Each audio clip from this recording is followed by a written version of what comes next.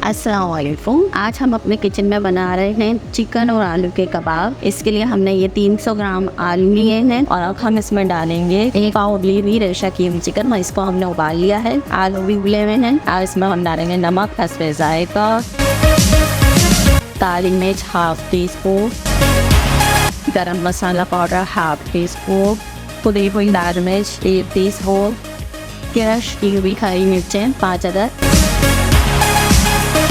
1 teaspoon chaat masala powder, soya sauce 1 tablespoon और mix करेंगे।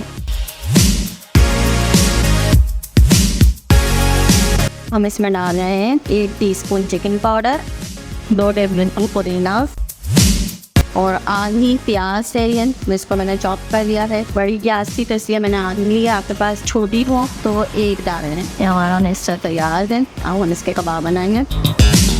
और हम इसके कबाब बनाएंगे कि जितने बड़े चाहे आप टिकिया बना रहे। मैं इसी तरह सब बनाती हूँ, फिर आपको दिखाती हूँ।